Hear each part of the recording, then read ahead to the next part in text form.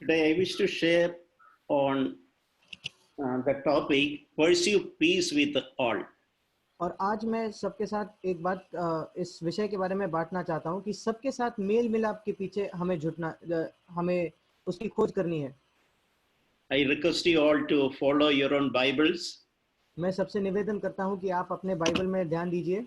To save time, I will not be reading directly from all the scriptures. समय बचाने के लिए मैं सारे वचनों से तो नहीं पढ़ूंगा। And I also request children also to listen as much as possible. और मैं बच्चों से भी निवेदन करता हूं कि जितना संभव है उतना ध्यान देके सुने।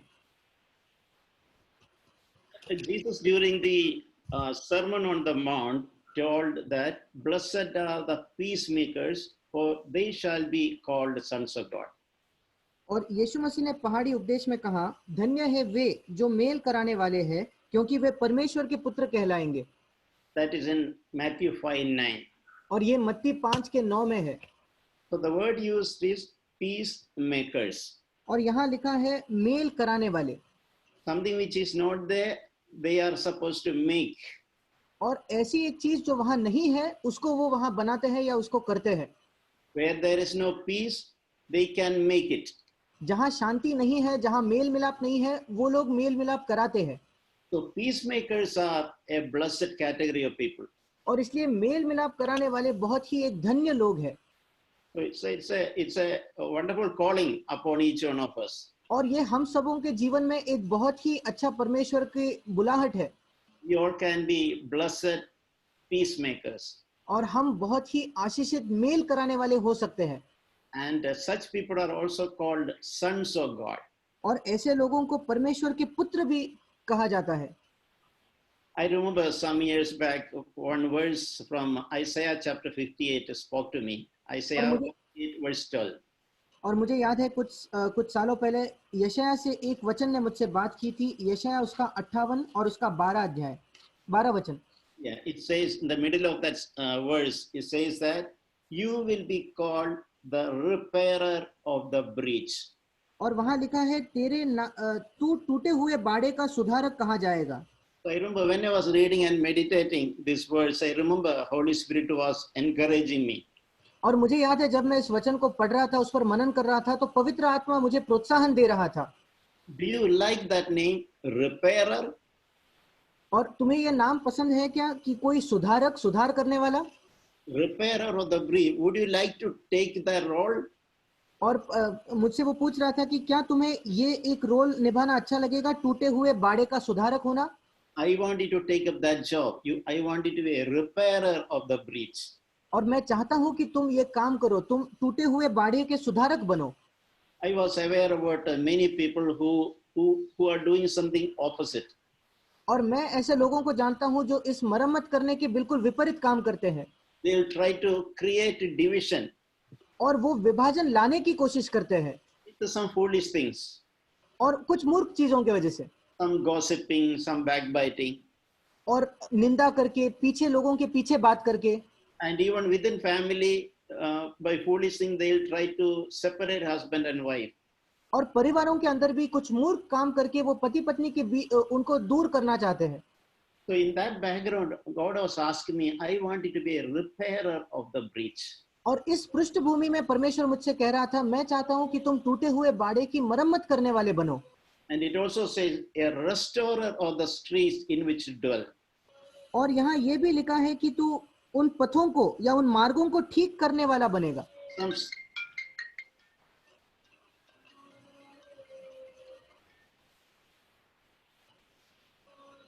Some streets where it is impossible to live, to be a restorer of that street.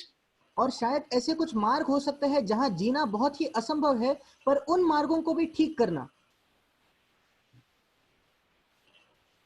We may be knowing in Matthew chapter 5 only, Jesus told if 23 and 24. और मत्ती 5 में ही आप शायद जानते हो, मत्ती 5 उसके 23 और 24 में यीशु ने कहा था, if someone is coming to the altar to make an offering to God. और अगर कोई वेदी पर आए परमेश्वर को भेंट चढ़ाने के लिए, and there he remembers that his brother has something against him.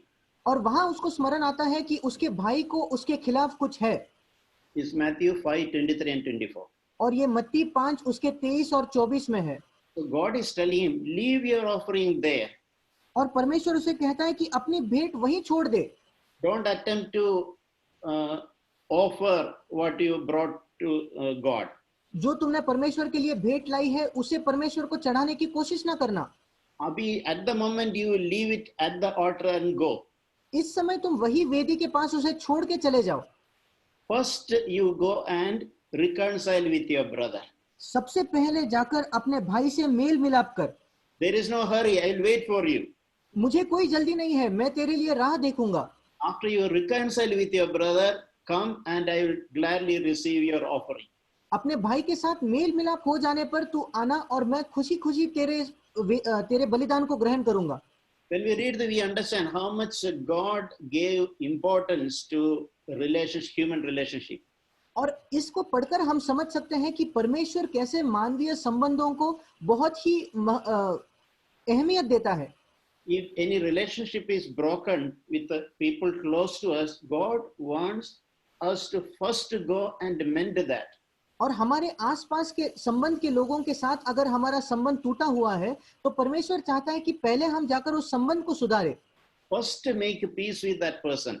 सबसे पहले उस व्यक्ति से मेल मिलाप कर ले। And then come and make your offering. और फिर आकर अपनी भेंट चढ़ाए। That I will receive. और फिर उस भेंट को परमेश्वर ग्रहण करेगा। It is important to know that we may not be able to fellowship with everyone. ये समझना जरूरी है कि शायद हम सब लोगों के साथ सहभागिता नहीं कर सकते। For fellowshipping, two people should agree together. Their hearts should be knit together. सहभागिता करने के लिए, संगति करने के लिए दो लोगों के जो मन है वो एक दूसरे के साथ जुड़े हुए होने चाहिए। वो हर विषय पर उनको सहमति होनी चाहिए। That is a next and higher level. ये अगली लेवल है और ये थोड़ी ऊंची लेवल है, ऊंचा स्तर है। But we can be at peace with everyone. पर हम सब लोगों के साथ शांति रख सकते हैं, मेल मिलाप कर सकते हैं। If one of the two person desire, there can be peace. अगर दोनों में से एक व्यक्ति भी चाहे फिर भी वो लोग शांति से रह सकते हैं, मेल मिलाप कर सकते हैं। And that is what the word of God encouraging us, and that responsibility is put upon each one of us. और यही परमेश्वर का वचन हमसे करने के लिए प्रोत्साहित कर रहा है और ये एक जिम्मेदारी हम सब पर परमेश्वर ने डाली है। And we have to start that right in our families. और इसकी शुरुआत हमें अपने परिवारों से करनी है। I think God has a purpose during this period of lockdown. We are all confined to our families. और मैं समझता हूं कि परमेश्वर का एक जरूर उद्देश्य है, क्योंकि हम सब लोग इस लॉकडाउन के समय में, इस तालाबंदी के समय में अपने ही परिवारों के साथ घरों में हैं। We can be sincere before God and make best use of our time. हम परमेश्वर के सामने सच्चे दिल से जाकर इस समय का बहुत अच्छा उपयोग कर सकते हैं। We should seek to have a peace in our family. और हमें इस बात का यत्न करना है कि हमारे परिवार में शांति हो। And we should desire for a reconciliation within our families. और हमारे परिवारों के अंदर मेल मिलाप हो, इसकी हमें कोशिश करनी चाहिए। None of us can escape that. इसमें से हम कोई भी बच नहीं सकते। Every day when we get up, we have to look at our wife's face and our children's face. और हर दिन हमें उठने के बाद अपने पत्नी के चेहरे को, अपने बच्चों के चेहरे को देखना ही पड़ता है। And it's not a bad thing. We should never be tired or bored of looking at our wives and children's faces. और ये कोई बुरी बात नहीं है, हमें कभी भी इससे ऊबना नहीं है अपने पत्नी के या बच्चों के चेहरे को देखने से। And in the other way also, children and wives also think in the same way. और दूसरी तरफ भी बच्चे और पत्नी को भी ऐसे ही विचार रखना है। It is such an unspeakable privilege God has given us. और ये बहुत बड़ा एक सौभाग्य है जो परमेश्वर ने हमें दिया है। God has put us in the family, and we can enjoy that so long as we value it. परमेश्वर ने हमें परिवारों के अंदर रखा है और हम इस चीज का आनंद ले सकते हैं तब तक जब तक हम उस चीज का मोल करें। And we know devil will try to attack in that area. और हम जानते हैं कि शैतान हमें इसी क्षेत्र में हम पर हमला करेगा। So all the good thing God has given us, devil will try to steal it from us. जो कोई अच्छी चीज और भली चीज परमेश्वर ने हमें दी है, शैतान उसे चुराने की कोशिश करेगा। Because he is a thief. क्योंकि वो एक चोर है। So it is our responsibility to preserve the precious things we have, which God has given to us. और इसलिए ये हमारी जिम्मेदारी है कि जो अच्छी चीजें भली चीजें परमेश्वर ने हमें सौंपी है उसको हम बचाए रखें, सुरक्षित रखें। There's a beautiful promise in Malachi chapter 4 verse 5. और मलाकी के चौथे अध्याय के 5वें वचन में एक बहुत ही सुंदर अभिवचन है Verse 6. और उसका छठा वचन, He's saying that he will restore the hearts of the fathers to their children. और यहाँ लिखा है कि वो पिताओं के मन उनके पुत्रों की ओर फेरेगा। So this is a beautiful promise which we have to take it to our heart. और ये बहुत एक अद्भुत परमेश्वर का वचन है जिसको हमें दिल से लेना है। And God will help us to make that happen. परमेश्वर हमारी सहायता करेगा ये हमारे जीवन में सच होने के लिए। So those of us who are fathers and also mothers, और हम में से जो पिता हैं और माताएं हैं, we can look for this to happen in our life. हम इसकी ओर देख सकते हैं कि प्रभु ये हमारे जीवन में पूरा करेगा। It speaks about restore the hearts of the fathers to their children. और यहाँ लिखा है कि वो पिताओं का मन अपने पुत्रों की ओर फेरेगा। And not only that, the hearts of the children also will be drawn to their fathers and और mothers. उतना ही नहीं, पुत्रों का मन भी उनके माता पिता की ओर फिरेगा। And God wants to do such a work in our families. परमेश्वर चाहता है कि हमारे परिवारों में वो इस काम को करे। And it is not with a lot of human effort. It is the grace of God. और ये कोई मानवीय यत्न प्रयत्न से नहीं, बल्कि ये परमेश्वर की कृपा है। If we give up ourselves, if we raise our hand, God will do that work in our midst. अगर हम अपने आप को त्याग दे और परमेश्वर को दे अपना हाथ ऊपर करके परमेश्वर को कहे, तो वो हमारे जीवन में इसको करेगा। I see in some families where there is a lot of battles going on.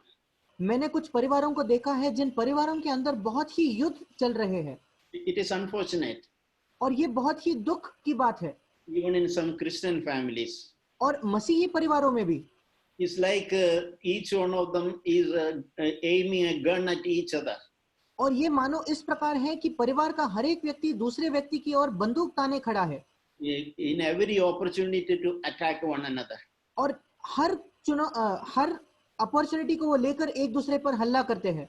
And sometimes one of the family members disappear from this earth, there is a lot of regret.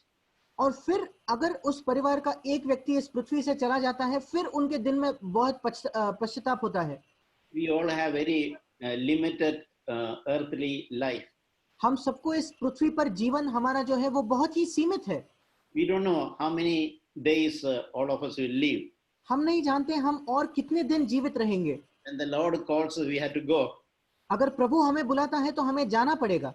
But at that time, there should not be any regret in our hearts. पर उस समय जब हम जाते हैं, हमारे दिल में कुछ भी पश्चाताप नहीं होना चाहिए। When that person was with us, I was always fighting with him. ऐसा नहीं लगना चाहिए कि जब वो ये व्यक्ति जीवित था तो मैं हर समय उससे लड़ता था। I was always finding fault with him.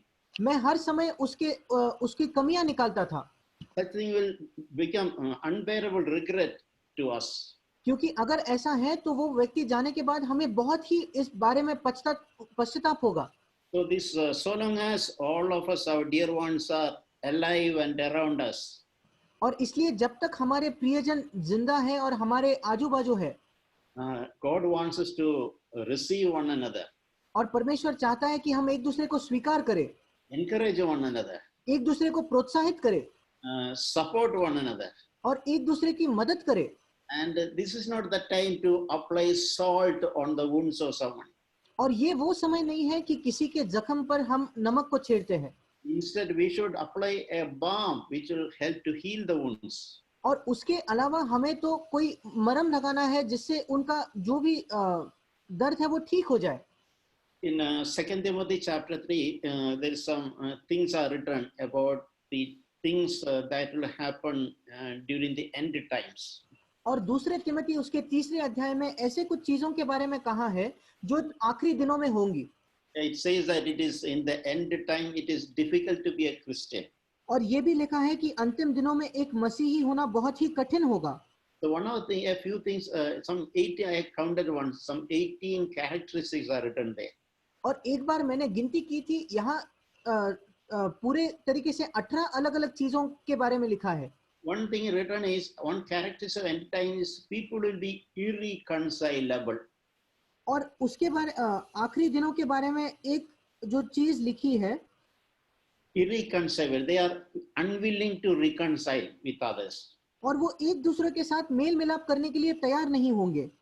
Means even if someone is coming and saying sorry for his mistake also, we will be unwilling to forgive and reconcile the relationship. इसका मतलब यद्यपि एक व्यक्ति आकर क्षमा भी मांगता है, फिर भी ये व्यक्ति उसको क्षमा करने के लिए तैयार नहीं और मेल मिलाप करने के लिए तैयार नहीं होगा.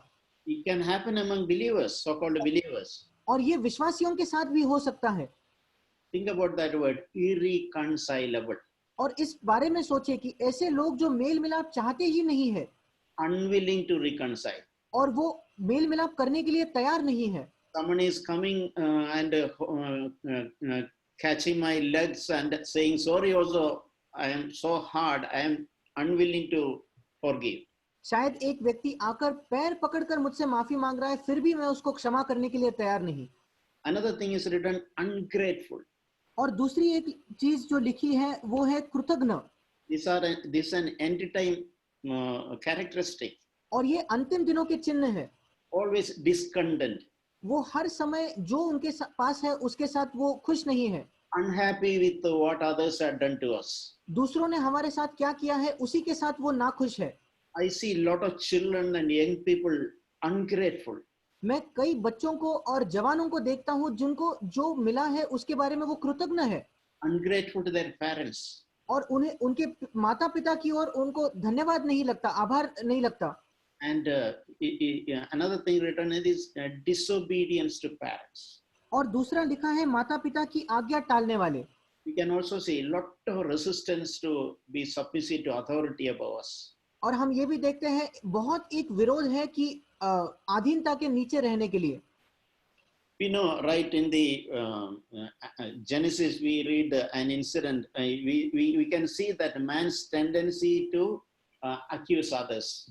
और हम उत्पत्ति के शुरुआत में ही देखते हैं कि मनुष्य का ये स्वभाव है कि वो दूसरों पर दोष लगाता है. In Genesis chapter 3, we read when God asked Adam, did you eat of the fruit of the tree which I said you shouldn't eat? और उत्पत्ति 3 में हम पढ़ते हैं जब परमेश्वर आकर आदम से पूछता है, जिस वृक्ष से खाने के लिए मैंने नहीं कहा था, तूने उस वृक्ष से खाया है क्या? So Adam is not giving the direct answer to that simple question God asked. उस साधारण प्रश्न का आदम सीधा सीधा उत्तर नहीं देता. He is pointing the finger at the woman, at his wife. और वो स्त्री की ओर इशारा करता है. The woman, he gave it to me. जिस स्त्री को तूने दिया उसने मुझे उस वृक्ष का फल दिया. And he is also a woman whom you gave to me. और वो ये भी कहता है जिस स्त्री को तूने मुझे दिया था. He is at one point and in one sentence he is blaming his wife and he is blaming God who gave the wife to him. और एक ही वाक्य में वो उसके पत्नी पर भी दोष लगा रहा है जिसे परमेश्वर ने दिया, और परमेश्वर पर भी दोष लगा रहा है. So that is a tendency of man. और ये है मनुष्य का स्वभाव. Always putting the focus on others. हर समय वो दूसरों की ओर ध्यान देता है. We read in Revelation chapter 12 verse 10. और हम प्रकाशित वाक्य उसके 12वें अध्याय के 10वें वचन में पढ़ते हैं. Verse 10. It speaks about the devil who given the name as accuser of our brethren. और यहाँ शैतान को एक नाम दिया है, भाइयों पर दोष लगाने वाला. So devil's name is accuser. और शैतान का नाम है दोष लगाने वाला. A spirit of accusation of others is always originated from the devil. एक ऐसी आत्मा जो हर समय दूसरों पर दोष लगाती है, वो हर बार शैतान से ही आती है. So that is why we have to totally free our life from accusing others. और इसलिए हमें अपने जीवन में इस चीज से मुक्ति पानी है कि हम दूसरों पर दोष लगाते हैं. To bring peace, we have to own our responsibility.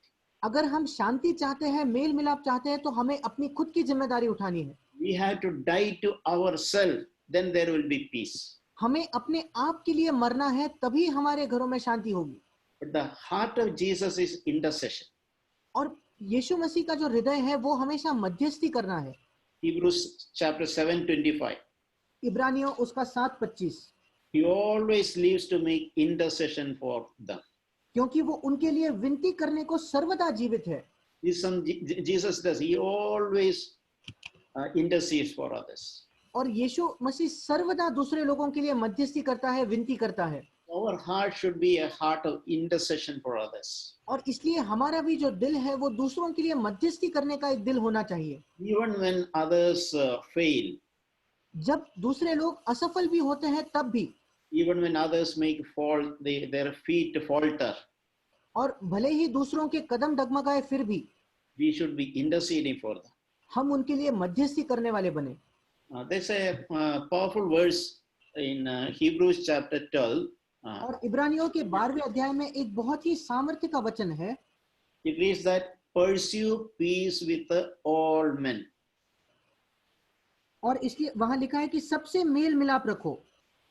So it is clearly written. It's initially I mentioned about family, but this verse says that pursue peace with all men.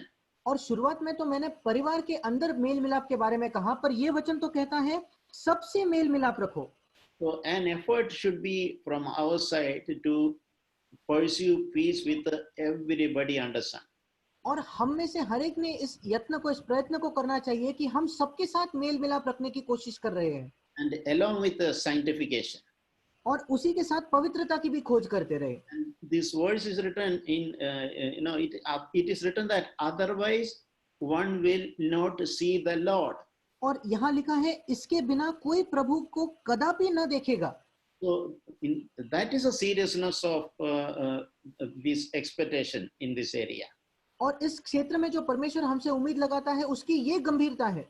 If we are a lot of people in this world with whom we are not at peace, अगर इस संसार में ऐसे कई लोग हैं जिनके साथ हम मेल मिलाप नहीं रखते, we cannot see the face of the Lord. हम परमेश्वर को देख नहीं पाएंगे। Jesus wants us to pursue peace with everybody. और इसलिए यीशु चाहता है कि हम हर एक व्यक्ति के साथ मेल मिलाप की खोज करें। And verse 15 speaks about the grace of God. Let there be no any scarcity of God's grace in you. और ऐसा भी लिखा है 15वें वचन में कि परमेश्वर के अनुग्रह से तुम वंचित ना रह जाओ। And no root of bitterness should spring up. और कोई भी कड़वी जड़ तुम्हें फूट कर कष्ट न दे। See, is something which we can. Is there any root of bitterness? और हम इसको जान सकते हैं, क्या मेरे दिल में कोई कड़वी जड़ है? The root is a very small thing. जो एक पेड़ की जो जड़ होती है वो बहुत छोटी चीज है। And that is hidden under the soil. और वो तो पृथ्वी के नीचे, मिट्टी के नीचे होती है। Not very visible to outside. और लोग उसे देख नहीं सकते। But when there is a root of bitterness, it will show up in different places. पर अगर कड़वाहट की जड़ मेरे मन में हो तो वो अलग-अलग चीजों में दिखाई पड़ेगी। It will spring up when an opportunity happens. जब कभी मुझे मौका मिलता है वो जरूर वो जड़ बाहर आएगी। And it says that it will cause trouble. और वो कहता है इससे तुम्हें तकलीफ होगी। And not only that, many will be defiled. और इतना ही नहीं, उससे बहुत लोग अशुद्ध होंगे। With all our seriousness, we had to work in there. Our heart should be free from all traces of bitterness. और इसलिए पूरी गंभीरता से हमें इस पर काम करना है। हमारे हृदय में कोई भी कड़वाहट नहीं होनी चाहिए। We all have experienced situations where others have done us wrong. और हम सब ने ऐसे परिस्थितियों को देखा है जब औरों ने हमारे साथ बुरा किया है या गलत किया है। But we can receive grace from the Lord so that we can unconditionally forgive them from our heart. पर हम परमेश्वर से अनुग्रह को पा सकते हैं कि हम बिना किसी शर्त के हृदय से उनको क्षमा कर सकते हैं। And whenever we remember them, we can even remember the evil thing they have done to us, but our heart can be free of all bitterness towards them. और ये संभव है कि जब कभी हम उन्हें याद करें, यद्यपि उन्होंने जो गलत किया है वो भी हमें याद आए, फिर भी हमारा हृदय उनके प्रति कोई भी कड़वाहट से नहीं भरा होगा।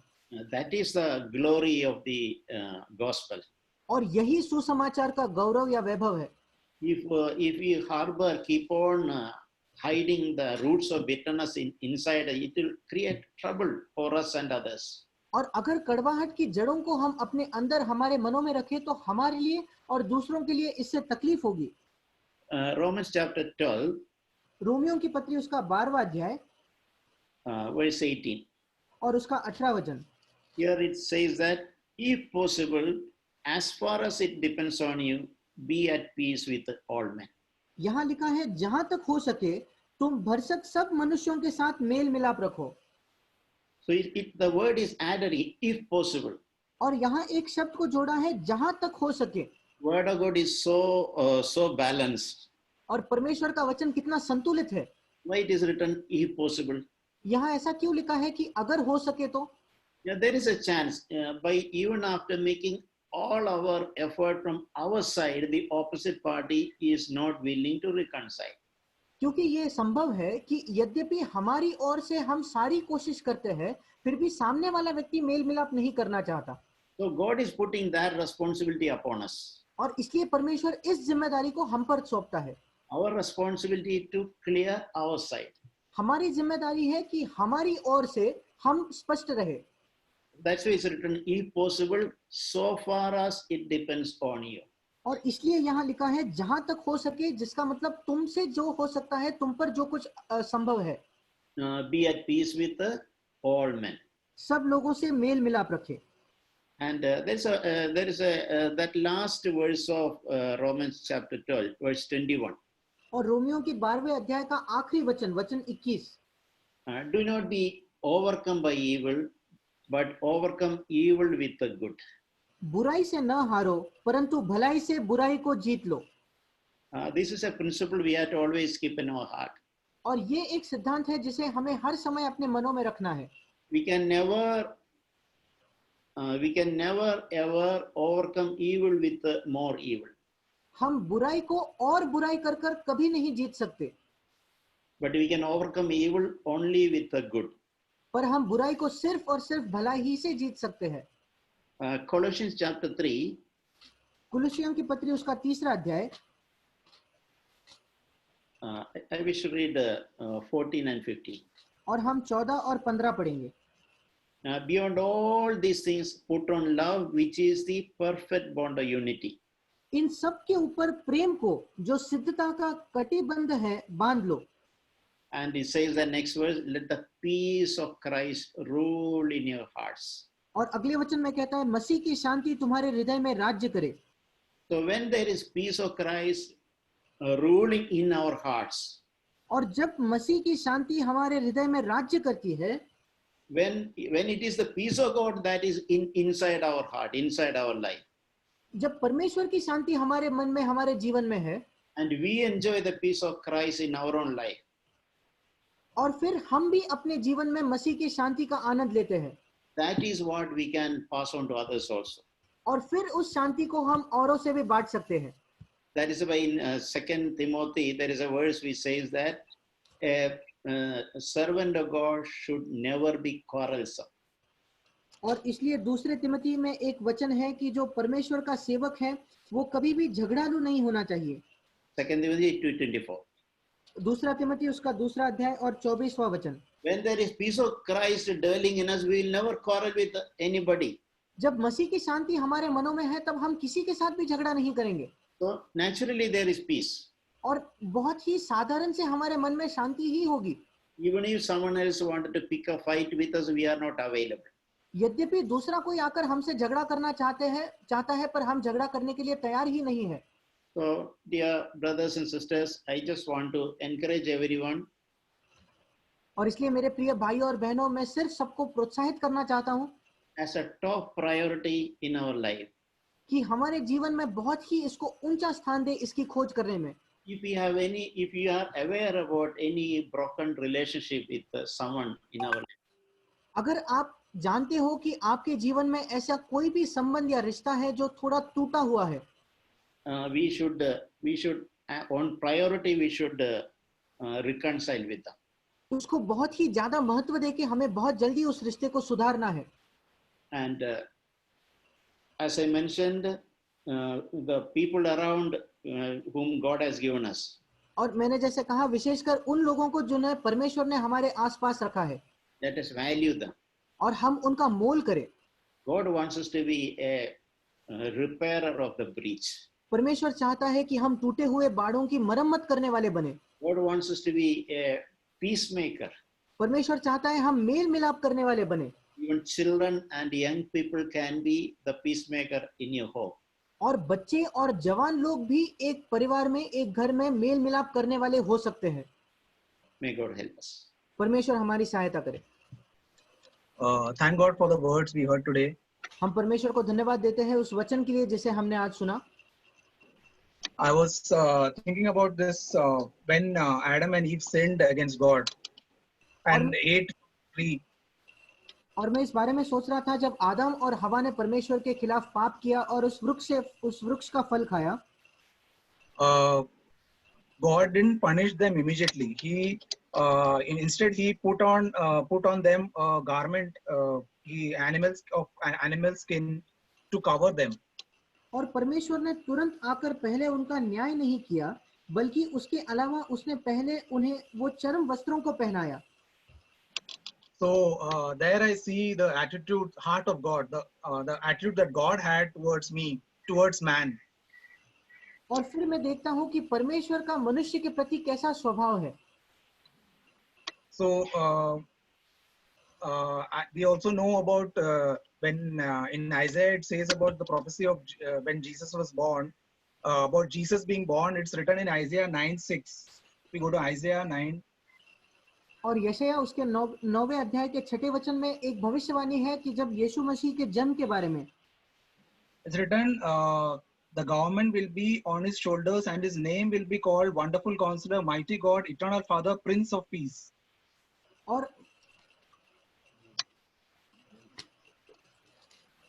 और यशायाह 9 उसके 6 में लिखा है, और हमें एक पुत्र दिया जाएगा और प्रभुता उसके कांधे पर होगी, उसका नाम अद्भुत युक्ति करने वाला, पराक्रमी परमेश्वर, अनंत काल का पिता और शांति का राजकुमार रखा जाएगा। It's written later in the next verse, there will be no end to the increase of his government or of peace. और अगले वचन में यह भी लिखा है, उसकी प्रभुता सर्वदा बढ़ती रहेगी और उसकी शांति का अंत न होगा। And even when Jesus was born, if you read Luke 2, और यीशु मसीह का जन्म होने के भी पश्चात हम पढ़ते हैं लूका उसके दूसरे अध्याय में, the angels came praising God and saying, "Glory to God in the highest, and on earth peace among men with whom He is pleased." और स्वर्गदूत आकर परमेश्वर की महिमा करने लगे कि आकाश में परमेश्वर की महिमा और पृथ्वी पर उन मनुष्यों के साथ जिनसे वो प्रसन्न है शांति हो। So when it's written in Romans that when we were enemies, He loved us. और रोमियो में लिखा है जब हम उसके शत्रु थे तब भी परमेश्वर ने हमसे प्रेम किया। So if He came when I was an enemy, Jesus came to to reconcile me with God. How much more I should be seeing that reconciliation? How much more I should be reconciled to others and God? और अगर मैं जब उसका बैरी था तभी यीशु मसीह आकर उसने मेरा परमेश्वर का मेल किया, तो मुझे कितना और लोगों के साथ मेल करना जरूरी है। There is a real need for me to see how Christ reconciled me to Him when I was an enemy. I really need to meditate and see and ask the Holy Spirit to show me how He reconciled with me when I was an enemy. और ये बहुत एक बड़ी जरूरत है कि मुझे ये बात समझे, मैं इस पर मनन करूं और पवित्र आत्मा मुझे इस पर प्रकाश दे कि जब मैं शत्रु था परमेश्वर का, कैसे यीशु मसीह ने मेरे और परमेश्वर के बीच में मेल किया। He didn't reconcile me. He didn't come and tell me to do something. He reconciled me to Himself, and that should drive me to be reconciled to others. और यीशु मसीह ने आकर मुझे नहीं कहा कि तुम अब ये करो तब तुम्हारा मेल मिलाप होगा, उसने आकर खुद कुछ किया, और इसी से मुझे भी प्रेरणा लेनी है कि मैं जाकर लोगों से मेल मिलाप रखूं। So the Holy Spirit is showing me, should show me, Lord, how much you wanted to be at peace with me, and how you took the first step. Lord, I want to take the first step in my relationships also. I want to take the first step like you took the first step. और पवित्र आत्मा मुझे ये दिखाएगा कि कैसे प्रभु तूने कैसे हमारे रिश्ते में तूने पहला कदम लिया, वैसे मैं भी मेरे रिश्ते में अपना पहला कदम उठाना चाहता हूँ। He didn't wait for me to be his friend or something. When I was an enemy only, He reconciled me to God. परमेश्वर ने इसकी प्रतीक्षा नहीं की कि कब मैं उसका मित्र बनूंगा, जब मैं उसका बैरी था तभी उसने मेरा परमेश्वर के साथ मेल किया। So the same way, if someone is my enemy, I don't wait for him to reconcile to me. I go and reconcile I clear my part.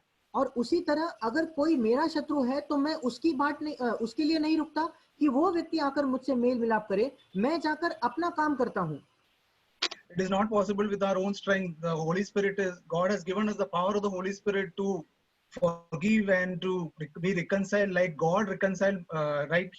Christ reconciled me to God the same way to reconcile to others. और ये हमारे सामर्थ्य से संभव नहीं है, परमेश्वर हमें पवित्र आत्मा को देता है, जैसे उसने हमारे साथ मेल मिलाप किया वैसे हम भी औरों के साथ मेल मिलाप कर सकते हैं।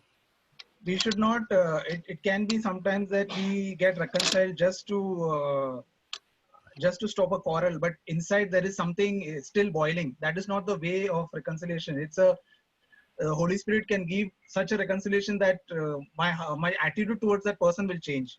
और कई बार ऐसा होता है, सिर्फ एक झगड़ा रोकने के लिए हम जाकर मेल मिलाप कर लेते हैं, पर परमेश्वर ये नहीं चाहता। पवित्र आत्मा हमें ऐसा सामर्थ्य दे सकता है कि हम मेल मिलाप करके हमारा दिल बदल जाता है। Like we that love to preserve the bond of peace in love, that love will fill our hearts. That's what God wants to have. That the love of God will fill our hearts, then I can be at peace with that person. और प्रभु के द्वारा हम प्रभु का प्रेम है जिसके द्वारा हम लोगों के साथ शांति रख सकते हैं। And we know in Colossians it is written how Christ reconciled me by shedding his blood on the cross. By the cross it was we were reconciled to God.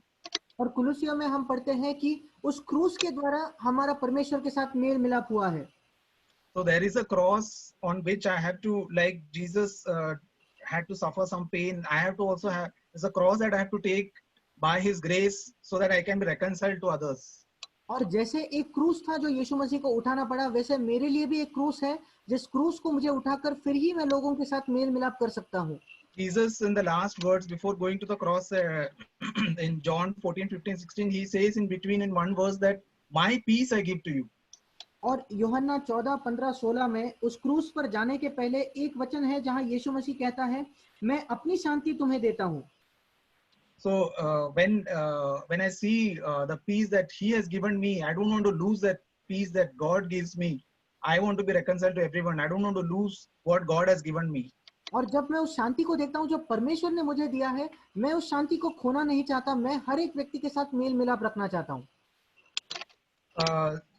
Also to especially when like sometimes maybe someone steals something from us or there is a pickpocketing happening, that time we should check our heart, judge ourselves whether we wish something bad for that person or we bless that person and pray for them. अगर कोई हमारी जेब काटता है या हमसे कुछ चुराता है, तब हमें अपने दिलों को ढूंढना है कि क्या मैं चाहता हूं कि उस व्यक्ति के साथ कुछ बुरा हो या मैं सचमुच उस व्यक्ति के लिए प्रार्थना करता हूं। It's written, Jesus said that pray for those who spitefully use you and persecute you. और यीशु मसीह ने कहा जो तुम्हारा छल करते हैं उनके लिए प्रार्थना करना। I really want God's grace to pray for those who have done any loss to me or done any harm to me and to forgive them like Jesus forgave me. और मैं सचमुच चाहता हूं कि परमेश्वर मुझे अनुग्रह दे कि जिन लोगों की वजह से मुझे हानि प्राप्त हुई है या जिन्होंने मेरा नुकसान किया है, उनको भी मैं उस प्रकार क्षमा करूं जैसे यीशु ने मुझे क्षमा किया। Sometimes it might linger for long that someone has done some loss, maybe money. Mainly it is because we are attached to money. When we suffer any loss of money because of someone, then that something remains in our hearts. So we should ask the Lord, remove this from me and help me to pray for that person, that person will be saved. और कई बार ऐसा होता है कि लोगों को हम क्षमा करने के बाद भी वो दिल में रह जाता है, विशेषकर जब पैसे का कोई हमारा नुकसान करता है, क्योंकि हम पैसे से इतना प्रेम करते हैं कि हमें वो बहुत याद रखते हैं हम। इसलिए हम परमेश्वर से हमें प्रार्थना करनी है कि प्रभु तू हमारी सहायता कर उस व्यक्ति को क्षमा करने के लिए, उसके लिए प्रार्थना करने के लिए। Whenever I remember that person, Lord, help me not to have that bitter attitude, but to forgive that person. और प्रभु जब कभी मुझे उस व्यक्ति की याद आती है, मेरे मन में कोई कड़वाहट ना हो, पर बल्कि मैं उसको क्षमा करूं। Help me to see. We need to meditate much on how he loved us and how he forgave us. Then only we can forgive like the same way. और हमें इस पर बहुत मनन करने की जरूरत है, कैसे परमेश्वर ने हम पर प्रेम किया और कैसे उसने हमें क्षमा किया। तभी हम उसी के तरह क्षमा कर सकेंगे। And the Holy Spirit says that He will make us like God. He will change us, and He will make us like Jesus. और पवित्र आत्मा कहता है कि वो हमें बदलेगा और वो हमें यीशु मसीह की जैसा बनाएगा। He will enable us to love and to forgive like He forgave. वो हमारी सहायता करेगा कि हम उसी के समान प्रेम कर सकें और उसी के समान क्षमा कर सके। And it is it's very difficult to. Sometimes it is very painful and very difficult to forgive sometimes. But Lord, I ask your grace that I can forgive that person who has hurt me, or whatever it is. I want to forgive like you forgave. कई बार ये बहुत ही मुश्किल है कुछ लोगों को क्षमा करना, पर मैं सचमुच अनुग्रह के लिए प्रार्थना करता हूँ और जैसे प्रभु ने मेरी क्षमा की वैसे मैं उसकी क्षमा करता हूँ। I want to make peace with everyone, especially as the head of the home in my family. I want to make peace with always never want to be the cause of fight or quarrel. मैं हर समय लोगों के साथ शांति और mail मिलाप रखना चाहता हूँ और विशेषकर परमेश्वर का परिवार का मुख्य होने के नाते मैं चाहता हूँ कि मैं हर समय शांति रखूं और मेरे वजह से कोई झगड़ा ना हो। As a head of the home, I should be an example to my family that I always try to make peace, not that I always try to fight. परिवार का मुख्य होने के नाते मेरी ये जिम्मेदारी है कि मैं हर समय लोगों के साथ शांति बनाए रहता हूँ और मैं किसी से झगड़ा नहीं करता। May God give me the grace and each of us the grace and the power of the Holy Spirit to trust in Him and to lean on Him, and He will help us. और हमें अनुग्रह मांगना है कि परमेश्वर पर हम पूरा अपना भरोसा रखें और परमेश्वर हमारी सहायता करेगा।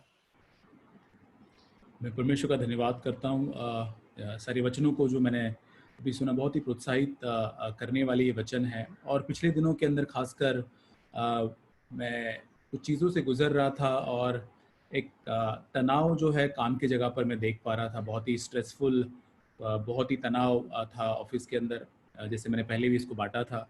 लेकिन कुछ बातें जो मैं इन बातों में सीख पाया, जो मुझे बहुत ही जिसने मुझे बहुत ही मदद की मेरे जीवन को पूरी तरह से जैसे कि एक नई दिशा की ओर लेकर आया, उससे मुझे बहुत सहायता मिली। उन विचारों को मैं आपके साथ बांटना चाहता हूँ प्रभु के अनुग्रह से कि सच में प्रभु कितना भला है कि परिस्थितियों के द्वारा हमको उन पाठ को सिखाता है। और एक वचन जो मुझे बहुत प्रोत्साहित है तनाव के अंदर से जब मैं गुजर रहा था पिछले दिनों में, वो है यशायाह उसका 40 अध्याय उसका 4 वचन। यशायाह उसका 40 और 4 वचन में लिखा है, हर एक तराई भर दी जाए और हर एक पहाड़ और पहाड़ी गिरा दी जाए, जो टेढ़ा है वह सीधा और जो ऊंचा नीचा है वह चौरस किया जाए, तब यहोवा का तेज प्रकट होगा। और जब इन दिनों के अंदर मैं खासकर सीख रहा था कि परमेश्वर के उस विश्राम के अंदर, उस रेस्ट में कैसे मुझको बने रहना है, क्योंकि मैं देख रहा था मेरे अंदर एक स्वभाव है जो बहुत ही जल्दी चिंता से भर जाता है जब चीज़ें मेरे समय के अनुसार नहीं हो रही है, चीज़ें बदतर होती हुई नजर आ रही है। तब मैं देख पा रहा था एक चिंता या तनाव मेरे अंदर बनता हुआ। यहाँ तक मैं प्रार्थना कर पा रहा हूँ, मैं यहाँ तक प्रभु के वचनों को पढ़ पा रहा हूँ, लेकिन फिर भी उस तनाव में से बाहर परमेश्वर के उस रेस्ट के अंदर मैं प्रवेश नहीं कर पा रहा हूँ। तो कुछ चीजें जो मुझे यहाँ पर मिली, उससे जो दूर से जो मैं आपके साथ बांटना चाहता हूँ इस अनुभव के द्वारा कि जो विश्राम में हम नहीं होते हैं उसको हमको किस तरह से आगे उसके साथ डील करना है। और यहाँ पे 2 चीजें जो मेरे वचन मुझे बहुत ही प्रोत्साहित किया, वो लिखा है कि पहली चीज तराई भर दी जाए और हर एक पहाड़ और पहाड़ी गिरा दी जाए। सबसे पहले जैसे कि मुझे इस बात को स्मरण दिलाया गया इस हालातों के अंदर कि मेरे जीवन में हर एक पहाड़ और रेस्ट लेकर आता है मेरे जीवन के अंदर, उसको मुझे सबसे पहले ठीक करना है, उसको गिराना है, उन गढ़ों को मुझे सबसे पहले ढाना है। मैंने परमेश्वर के सामने जब इस बात को, प्रभु मुझको तो जांच प्रभु, किन चीजों की वजह से प्रभु जी मेरे जीवन के अंदर एक अनरेस्ट हमेशा आ रहा है। तो मैंने देखा अपने जीवन में झांक कर, पहली चीज इस पहाड़ और पहाड़ी को गिराने के लिए मैंने जीवन में देखा कि सबसे पहले मेरा जीवन जो है वो स्वयं पर केंद्रित है। हर चीज के अंदर एक सेल्फ सेंटर्डनेस मैंने देखा कि चाहे वो घर में हो, चाहे ऑफिस के काम के अंदर हो, हर चीज के अंदर जैसे कि मैं अपने ध्यान को अपनी ओर लगा पा रहा था, मैं उसके बाहर परमेश्वर को मैं नहीं देख पा रहा था। और इस चीज को देखने में वो बहुत मुझे समय लगा कि एक सेल्फ सेंटर्डनेस को जांचना, कई बार मैं इसको नहीं अपना पा रहा था। लेकिन प्रभु का मैं धन्यवाद करता हूँ उसकी पवित्र आत्मा के लिए कि प्रभु अनुग्रह देता है, तब हम अपने आप को पूरी तरह से जैसे हम हैं वैसे हम देख पाते हैं। कई बार जब डिले होता है, प्रेशर बढ़ता है काम का या परिस्थितियों का, तब हम अनरेस्ट में आ जाते हैं। और जब चीजें मैंने जिस प्रकार से योजना बनाई थी उस प्रकार नहीं बढ़ रही थी, तब एक अनरेस्ट मेरे जीवन के अंदर जैसे बढ़ते जा रहा था, और पहाड़ जो गिरना चाहिए था वो अनरेस्ट का, वो और भी जैसे कि और भी ऊंचा जा रहा है, और भी वो बढ़ते जा रहा है। और कई बार परमेश्वर को पहले रखने की बजाय चीजों को और हालातों को, जो मुझे लगता है बहुत ही महत्वपूर्ण है, उन बातों को मैं सुबह सुबह उठकर उन बातों को पहले महत्व दे रहा था, लेकिन उस विश्राम के अंदर आने की कोशिश मैं नहीं कर रहा था। वो पहाड़ को गिराने के बजाय और भी मैं उसके ऊपर बनाता जा रहा था। जैसे कि हम कई बार हम काम करते हैं और फिर परमेश्वर के पास में आकर कहते हैं, प्रभु अब मुझे तो विश्राम दे। ये संसार का जो नियम जो है, जैसे कि हम 5 दिन काम करते हैं और शनिवार रविवार हमको छुट्टी मिलती है और हम विश्राम करते, लेकिन परमेश्वर ने इसका विपरीत बनाया कि हम पहले सबसे पहले परमेश्वर में विश्राम करना जाने। और ये विश्राम इतना अद्भुत है कि हम उसको शब्दों में बयान नहीं कर पाएंगे। ये विश्राम हमारे अंदर एक शांति, एक आनंद, परिस्थितियों के ऊपर एक विजय, और हम हर समय परमेश्वर को धन्यवाद दे पाएंगे। और ये सारी चीजों में परमेश्वर ने कहा कि इन सारी हालातों के अंदर उन पहाड़ों को गिराना बहुत जरूरी है, जो हमारे जीवन के अंदर इस अनरेस्ट को बिल्ड करते जाते हैं। इन पहाड़ियों को गिराना बहुत जरूरी है। और दूसरी चीज वहां पे लिखी है 4 वचन में, हर एक तराई भर दी जाए। और ये तराई के अंदर जो भर दी जानी चाहिए, कि हर एक तराई जहां पर खाली है, पूरी तरह से खाली है, ये तराई को भरते जाना, तो उस रेस्ट को भरते जाना है। एक वचन को इब्रानियों 4:1 के अंदर एक वचन है, इब्रानियों उसको 4 अध्याय वचन 1, वहां पे लिखा है, इसलिए जबकि उसके विश्राम में प्रवेश करने की प्रतिज्ञा अब तक है, तो हमें डरना चाहिए, ऐसा न हो कि तुम में से कोई जन उससे वंचित रह जाए। और ये है परमेश्वर की इच्छा कि हमारे जीवन में आज अगर इस विश्राम की तराई खाली है, परमेश्वर कहता है इस तराई को भरना है। और मैंने देखा कि प्रभु मेरे जीवन के अंदर ये विश्राम जहां पर होना चाहिए, तराई प्रभु पूरी तरह से खाली, प्रभु इस तराई के अंदर तेरे विश्राम को भर दे। और इस वचन के अनुसार हम सबों के लिए एक विश्राम यीशु मसीह ने तैयार किया है। कितनी अद्भुत बात है कि परमेश्वर ने हमें अभी प्रयत्न करने के लिए नहीं, लेकिन उस तराई के अंदर परमेश्वर के रेस्ट में हमको प्रवेश करना है। और ये व्यवहारिक रीति से किस तरह से मैं लेता हूँ, इसका मतलब ये नहीं विश्राम का मतलब कि सारी जो समस्याएं है, तकलीफ है, या फिर टफ लोग जो है उससे मुझे पूरी तरह से विश्राम या मुक्ति मिल जाएगी। शायद वो लोग वैसे ही रहेंगे, परिस्थितियां शायद ऐसी रहेंगी, लेकिन इसका मतलब है कि सारी परिस्थितियां मुझको भी बॉदर नहीं करेगी। मेरे मन में से वो शांति को पूरी तरह से हिला नहीं पाएगी। मैं पूरी तरह से एक चट्टान के समान परमेश्वर में बना रहूंगा, और अंदर से पूरी तरह से मैं शांत रहूंगा, और पूरी तरह से जैसे कि एक मजबूती के साथ, शांति के साथ, बिना किसी अनमूवेबल में पूरी तरह से परमेश्वर में। ये रेस्ट परमेश्वर में हमें प्रतिदिन खोजना है कि प्रभु यहाँ पर 4:1 में हमारे लिए प्रतिज्ञा है, परमेश्वर ने हमारे लिए दिया है। आइए हम सब, मैं चाहता हूं कि हम सब इस विश्राम को प्रतिदिन खोजे कि प्रभु किसी भी चीज को करने से पहले, या वो सेवा हो, घर में हो, कलीसिया में अंदर हो, प्रभु हम उस विश्राम में, उस तराई को भरते हुए, उन पहाड़ियों को गिराते हुए इस विश्राम में प्रवेश करना चाहते हैं। और एक चीज जो परमेश्वर ने मुझे सिखाई कि कैसे मेरे जीवन के अंदर विश्राम आएगा, क्या पहले विश्राम है या फिर पहले एफर्ट्स आते हैं। कई बार इस चीज को मैं देखता हूं कि मेरे परिवार के अंदर मेरी पत्नी से प्रेम करने के बारे में, उससे सही तरह से उससे व्यवहार करने में, परिवार के अंदर या कलीसिया के अंदर, मैं देखता हूं कि पहले विश्राम से पहले प्रयत्न मेरे जीवन में पहले आते हैं। मैं हर चीज में प्रयत्न पहले करने की कोशिश करता हूं उस विश्राम के बिना, और यहाँ पर मैं बार बार गिरा और बार बार मैं असफल रहा हूँ। परमेश्वर याद दिला रहा है कि सबसे पहले हम दिन की शुरुआत, हमारे कामों की शुरुआत, चाहे वो घर में हो, कलीसिया में हो, कोई भी जगह पर, हमें केवल एक चीज की, उस विश्राम में बने रहकर, और बाद में उसके बाद हम प्रयत्नों को डालें। और एक अंतिम चीज जिससे विश्राम मेरे जीवन के अंदर आता है, वो है कि जब मैं पूरी तरह से अपने आप को मरा हुआ जानूंगा मेरी इच्छाओं के अंदर, मेरे काम, मेरी हर एक योजनाओं के अंदर, तब वो विश्राम को बड़े आसानी से मैं प्राप्त कर सकता हूँ। कई बार मेरी इच्छाओं के लिए, अपने स्वमान या अपने बड़े विचारों के लिए नहीं मरा हूँ, इसलिए वो विश्राम में मैं प्रवेश नहीं कर पा रहा हूँ। वो तराई नहीं भर पा रही है, लेकिन वो पहाड़ियाँ और भी ऊंचे पर उठते जा रही है। और परमेश्वर ने उत्पत्ति के अंदर एक विश्राम हमारे लिए बनाया, पहला विश्राम जो बनाया था, जिसमें आदम प्रवेश नहीं कर पाया। परमेश्वर ने एक विश्राम बनाया था कि पहले शुरुआत आदम करे, बट उसमें वो प्रवेश नहीं कर, पाप की वजह से उसमें नहीं कर पाया। और दूसरा उसके बाद विश्राम आया, कनान का विश्राम परमेश्वर ने उनके लिए रखा। जैसे इस्राएली बाहर निकले, हम जानते हैं, कनान के विश्राम में परमेश्वर उनको प्रवेश करवाना चाहता। वचन में लिखा है कि व्यवस्था विवरण 12:8 को हम पढ़ेंगे। ये वचन बहुत ही प्रोत्साहित मुझे, क्योंकि परमेश्वर की इच्छा क्या थी जो परमेश्वर उनको बाहर लेकर आए। व्यवस्था विवरण उसका 12:8 में लिखा है,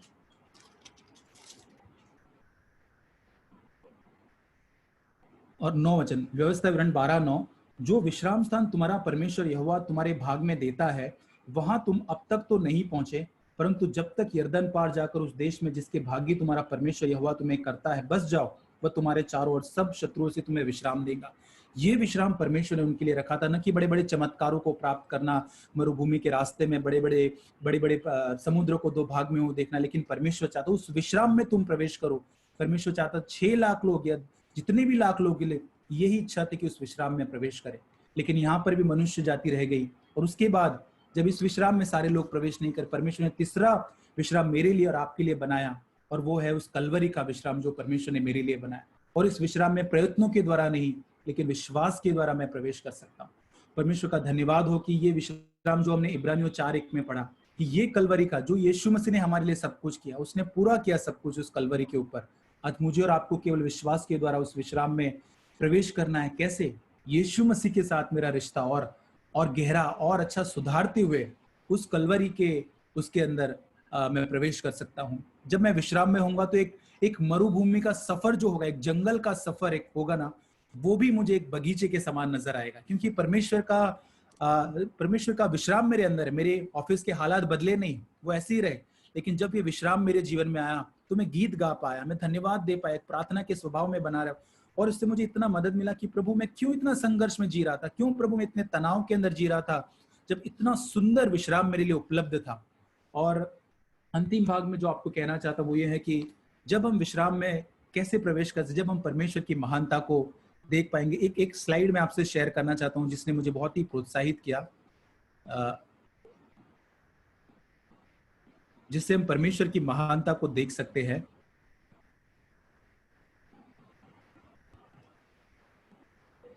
ये जो स्लाइड जो है, जब मैं न्यूज में देख रहा था तो इससे मुझे बहुत प्रोत्साहन मिला कि ये छोटा सा बिंदु आप जो आपके स्लाइड में देख पा रहे हैं, ये पृथ्वी है। इसको पेल ब्लू डॉट कहा जाता है। नासा ने इस पिक्चर को अभी रिसेंटली भी इसको कैप्चर करके भेजा था। और जब इस पिक्चर को मैंने देखा तो हम जान सकते कि हम सारे हमारे अलग अलग जाति से, अलग अलग जगह से इस डॉट के अंदर पाए जाते हैं। और ये एक सही पिक्चर है जो नासा ने दिया है। हमारे सारे प्रॉब्लम के साथ, हमारे तनाव, हमारे सारे इश्यूज के साथ हम इस छोटे से डॉट के अंदर हम पाए जाते हैं।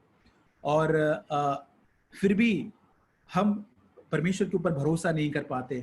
ये शायद हो सकता है कि परमेश्वर पृथ्वी को इस तरह से देखता है और इस पृथ्वी पर हमारा जीवन कितना छोटा होगा, हमारी तकलीफें जो हमारे भीतर होती है वो कितनी छोटी होगी।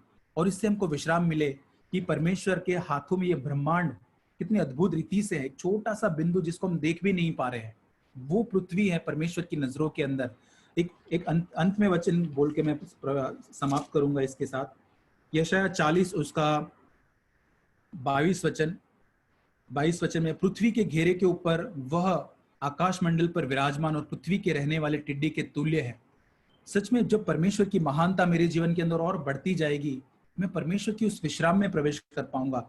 और 25 वचन से आगे मैं चाहता हूं कि हम सब अपने बाइबल के अंदर इसको विश्वास से पढ़े। जहां कहीं याकूब या तुम लिखा है वहां पर अपने नाम को डाले। जैसे परमेश्वर, इस चित्र को देखकर हम पढ़े कि जैसे परमेश्वर हमको बताने की कोशिश कर रहा है। इसलिए 25 वचन से आगे, इसलिए तुम मुझको किसके समान बताओगे कि मैं उसके तुल्य ठहरूं। उस पवित्र का यही वचन है, अपनी आंखें ऊपर उठाकर देखो, किसने इनको सिरजा है। वह इन तारागणों को गिन गिन कर निकालता, उन सबको नाम लेकर बुलाता। वह ऐसा सामर्थ्य और अत्यंत बली है कि उनमें से कोई आए बिना नहीं रहता। और उसके बाद 27 वचन में अपने नाम को डाले, जहां याकूब है कि हे किरण तू क्यों कहता है, हे किरण तू क्यों बोलता है, मेरा मार्ग यहोवा से छिपा हुआ है, मेरा परमेश्वर मेरे न्याय की कोई चिंता नहीं करता। क्या तू नहीं जानता, क्या तूने नहीं सुना, यहोवा जो सनातन परमेश्वर पृथ्वी का सृजनहार, वह न थकता न श्रमित होता है, उसकी बुद्धि अगम है, वह थके हुए को बल देता और शक्तिहीन को बहुत सामर्थ देता है। तरुण तो थकते और श्रमित हो जाते, जवान ठोकर खाकर गिरते हैं, परंतु जो यहोवा की बाट जोते हैं वे नया बल प्राप्त करते जाएंगे। वे उकाब के समान उड़ेंगे, दौड़ेंगे और श्रमित न होंगे, और चलेंगे और थकित न होंगे। परमेश्वर हम सबों को अनुग्रह दे कि आइए परमेश्वर की महानता को देखते हुए उस विश्राम को हम प्रतिदिन जीने का प्रयास करें पवित्र आत्मा के द्वारा। आमीन। Thank God for what I heard today. और मैं परमेश्वर का धन्यवाद करता हूं जो बातें आज मैंने सुनी। Many things we heard, like about Christ and things that we should learn from him. बहुत सारी मसीह के बारे में हमने बातें सुनी, जो बातें मसीह से हमको सीखनी चाहिए. There's a verse in Isaiah chapter 9 and verse 6, I think Brother Babu shared this. It says about, for us a child is born, to us a son is given, and the government will be on his shoulders. He will be called a wonderful counselor, mighty God, everlasting Father, and Prince of Peace. और जैसे यशायाह 9 अध्याय से हमने पढ़ा, क्योंकि हमारे लिए एक बालक उत्पन्न हुआ, हमें एक पुत्र दिया गया और प्रभुता उसके कांधे पर होगी. उसका नाम अद्भुत युक्ति करने वाला, पराक्रमी परमेश्वर, अनंत काल का पिता और शांति का राजकुमार रखा जाएगा. See, there's a thing given over. It says the government will be on his shoulders, will be on the shoulders of Christ. और यहाँ पे लिखा है कि प्रभुता उसके कांधों पर होगी, मतलब मसीह यीशु के कांधों पर सारा सामर्थ और प्रभुता होगी. And he will be the wonderful counselor, mighty God, everlasting Father, and Prince of Peace. और वही है जो है जिसका नाम अद्भुत युक्ति करने वाला, पराक्रमी परमेश्वर, अनंत काल का पिता और शांति का राजकुमार होगा. So that I have to get peace in my life. Now, whom do I go to with? It's clear. I have to go to Christ to get that peace in my life. और यदि हमारे जीवन में शांति नहीं, तो शांति को प्राप्त करने के लिए हमें किसके पास, मुझे यीशु मसीह के पास उस शांति को प्राप्त करने के लिए जाने की आवश्यकता है. The Bible says that he is a forerunner and he has gone through all these things that we are going today. और जैसे कि हमने देखा कि परमेश्वर हमारे आगे जाने वाला अग्रदूत है, वो हमारे आगे आगे जाता है. See, we have not faced, we have not fought any battles, or we have not faced so many difficulties as Christ might have faced. Sorry. और जैसे यीशु मसीह ने हमारे पहले जितनी समस्याओं का, जितनी तकलीफों का सामना किया है, उतना शायद हमने उतनी समस्याओं का सामना हमने जीवन में नहीं किया है. No, I really see, when I consider my life with Christ, I see God, I have really done nothing. Like it's all that. It's like you can't compare with Christ, this life. और जब मैं अपने जीवन के बारे में तुलना करता हूं, तो हम लोग सच में हमारे जीवन की तकलीफों को अगर देखें, तो हम यीशु मसीह के साथ उसकी जरा भी तुलना नहीं कर पाएंगे. Even given the apostles that they were earlier, the things that the trials they went through or the troubles they went through, if I try to compare, it's my life. I think sometimes when I sit and think, it's really nothing. और पहली शताब्दी के जो प्रेरितों थे, उन्होंने जो तकलीफों का, सताव का सामना किया, जब मैं उसके साथ में देखता हूं अपने जीवन को तुलना करके, तो मेरे जीवन में आने वाली समस्या कुछ भी नहीं है. But that is all because of the grace of God. The troubles which I face, the trials that He put, He just sees me, and accordingly He gives those trials. और ये इसलिए क्योंकि वो मुझे देखता है और उन तकलीफों को, उन समस्याओं को मेरे जीवन के अंदर उस प्रकार से वो अनुमति देता है. He knows my life, and He knows how He loves me like a son, and accordingly He really disciplines my life. और वो मुझको जानता है, मुझसे प्रेम करता है, और एक पिता जैसे अपने बेटे को ताड़ना देता है, अनुशासित करता है, वैसे वो मेरे जीवन में करता है. And there's a verse in Colossians chapter 3 and verse 15. और कुलुस्सियों की पत्री उसके 3 अध्याय के 15 वचन में एक वचन है. It says, "Let the peace of Christ rule in your hearts, since as members of one body, you were called to peace, and be thankful." और कुलुस्सियों की पत्री 3 अध्याय 15 वचन, मसीह की शांति जिसके लिए तुम एक देह पर बुलाए भी गए हो, तुम्हारे हृदय में राज्य करे और तुम धन्यवादी बने रहो. It says that peace from Christ, not that peace which I get, I feel everything is nothing, but that peace that comes from God, that comes from Christ, that should be in my heart, that should rule my heart. और ये शांति जो मसीह की ओर से मेरे जीवन को मुझको मिलती है, ये जो शांति है मेरे जीवन को पूरी तरह से अनुशासित, या इसको मेरे जीवन को चलाने या अगुवाई देना चाहिए. So I have to be really seek that peace, And second thing it says, be thankful. और इस शांति को हमको खोजना है. और दूसरी चीज यहाँ पे लिखा है कि तुम्हें धन्यवादी बने रहना है. So like see, we should be really grateful, and I think sometimes I should be really grateful that I can read the Word of God. I've got a Bible with me, like I can say a book part. I can have it in a mobile, everything. But earlier, the apostles, they didn't have a Bible. और हमें धन्यवादी होना है कि हमारे पास mobile में, हमारे पास एक पुस्तक के रूप में बाइबल हमको दिया गया. पहली शताब्दी पहले के समय के जो प्रेरित थे, उनके पास इस प्रकार का बाइबल नहीं था. But see, they depended on the Holy Spirit, and they remembered what Christ has spoken to them. और वे पवित्र आत्मा पर निर्भर होते थे, और यीशु मसीह ने जो उनसे बातें की उसे वो स्मरण करते थे. Today we also, God has given us Holy Spirit. God has given us this Bible with us. और आज भी हमें पवित्र आत्मा हमको दिया गया और ये वचन ये हमको दिया गया है. But we can, it's like, and we can read the word, we can really read the word of God every day and be challenged and encouraged. और हम प्रतिदिन इस वचन को पढ़ सकते हैं और हम प्रोत्साहित हो सकते हैं, हम चुनौती प्राप्त कर सकते हैं इस वचन को पढ़ने के द्वारा. God help us to really seek that life of Christ, that peace that comes from Christ. और सच में प्रभु हमारी मदद करे कि मसीह को खोज सके और मसीह के द्वारा जो शांति हमारे जीवन में आती है उस शांति को हम खोजें. See, even if you read a verse in John 14 and verse 27. और यूहन्ना 14:27 में यदि हम उस वचन को पढ़े, It's here it says, with Jesus, that peace I leave with you, my peace I give you. और वहां पे यीशु मसीह कहता है कि मैं तुम्हें शांति दिए जाता हूं और अपनी शांति तुम्हें देता हूं. I do not give you as the world gives. So, और जैसे संसार देता है वैसे मैं तुम्हें नहीं देता. and the last part says, do not let your hearts be troubled and do not be afraid. और अंतिम भाग में कहता है तुम्हारा मन व्याकुल न हो और न डरे. See, God is in Christ saying, I am giving you that peace. But my peace is not just the peace I am giving you, it's my peace I give to you. और यीशु मसीह जैसे यहाँ पे कहता है कि मैं अपनी शांति जो मेरी स्वयं की शांति है वो मैं तुम्हें देता हूँ. And says the world doesn't give it to you. और जैसे संसार देता है वैसे नहीं. So, like I really see God, that should be a prayer in my heart. God, I want that peace that comes from you. I shouldn't be seeking the peace in worldly things, but I should really seek that peace that you give. और हमारे मन की यही प्रार्थना होनी चाहिए कि प्रभु जैसे संसार देती उस प्रकार की शांति नहीं, पर प्रभु यीशु मुझे तेरी शांति मुझको चाहिए. When Jesus speaks, he says, that water which I give to you will never let you thirst again. He says, no. और यीशु मसीह जैसे कहता है कि जो जीवन का जल में मुझसे जो पिएगा वो कभी उसे पीकर प्यासा न होगा. There will be living waters, there's a spring of living waters coming up my heart.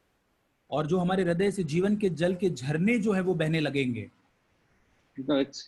It's the Christ, the life of Christ, that will be, which will come inside me, which will stay inside me.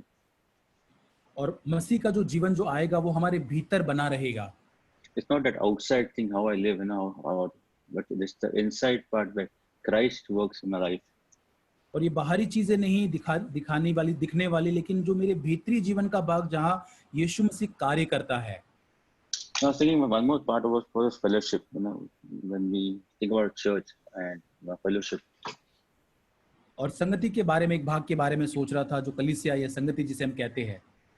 See, fellowship is not a place where we condemn each other or we have competition in our church or there is discouragement. That is not a church. और संगति ये कलीसिया जो है ऐसी जगह नहीं है जहाँ पर एक दूसरे को दोषी ठहराते हैं या एक दूसरे के साथ हम प्रतियोगिता करते हैं या हम एक दूसरे को निराश करते हैं. वो जगह नहीं है कलीसिया. It's like a family, family of God, children of God. The father is there and he has a lot of children, and that family is governed by the father.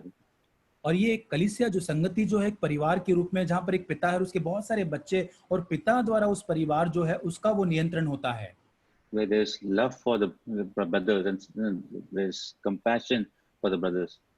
और वहाँ पे भाई और बहनों के लिए एक प्रेम है, एक तरस है एक दूसरे के प्रति. There's an encouragement going on everywhere. We are encouraged by each other. और हम एक दूसरे को प्रोत्साहन देते और एक दूसरे से हम प्रोत्साहित होते हैं. God loves like his children to be like that. और परमेश्वर के बच्चों हमको इसी तरह वो देना चाहता है. So so I think I don't say I'm not this thing anybody, but that love should be there with each other. Like today we are there, God has given a life, but it should be love for anybody, not for the particular church people only, but even outside in the offices or in things where we meet people. और ये प्रेम जो केवल हमारे कलीसिया के लोगों या भाई और बहनों तक सीमित न रहे, लेकिन जब बाहर कलीसिया से बाहर जब लोगों से संपर्क में आते हैं या ऑफिस के अंदर काम करते, ये प्रेम हम वहां पर भी दिखा सकते हैं. And this love doesn't demand something from anybody. If I love you, you give me something. No, this love is unconditional. ये प्रेम बिना शर्त का होता है. यदि मैं किसी से प्रेम करता हूं तो उससे कोई अपेक्षा या शर्त नहीं लगाता कि मुझे ये चीज प्रेम के बदले में चाहिए. And this love, God teaches us every day. यही प्रेम परमेश्वर को प्रतिदिन सिखाता है। You know, like when we have that basic thing of, you know, the verse in the Bible says, first you seek the kingdom of God and His righteousness, और जैसे and वचन में लिखा है कि पहले उसके धर्म और राज्य की खोज करो, all these other things, you know, will be added unto you. If you really love God and you're seeking His kingdom, His righteousness, all these other things, you know, loving others, forgiveness, patience, you know, all these things, you know, God gives that, you know, it will be added to you. और यदि हम परमेश्वर से प्रेम करें, उसके राज्य और धर्म की खोज करेंगे, तो सारी चीजें, लोगों से प्रेम करना, उन्हें माफ करने, सब कुछ परमेश्वर हमको देगा। Now I can give you an example, you know, like God working in my life, you know, it's not about anything great about me, but I'll share you about one thing. You know, like last Saturday, there was a person who was seriously ill, and there was a medicine that was needed to, you know, save his life. और पिछले शनिवार की बात है, जो एक घटना आपके साथ बांटना चाहता हूँ। हमारे ऑफिस के अंदर शायद एक व्यक्ति जो बहुत ही गंभीर रीति से बीमार था, उसकी जो दवाइयाँ चल रही थी, So he was COVID positive, and the doctors had told to get one medicine, a और very उसको costly medicine. और उनको वो ये पॉजिटिव उनको आया था टेस्ट के अंदर, और डॉक्टर ने उनके लिए एक मेडिसिन भी लिखी थी। So the company people told me to go and get the medicine for him. So that time I went for the medicine for this person. Company ने मुझे बताया कि इस भाई के लिए उस दवाइयों को लाना है खरीद कर, और मैं बाहर जाकर इस दवाई को खरीदने के लिए गया।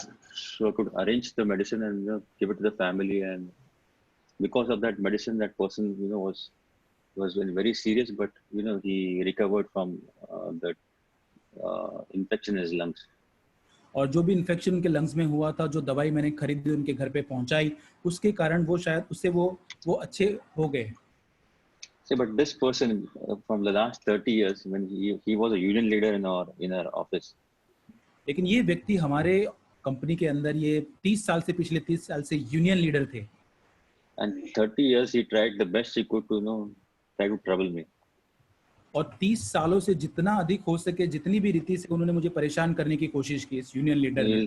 He'll speak very good and nice in front of you, but behind he'll try to best, you know, bring you down.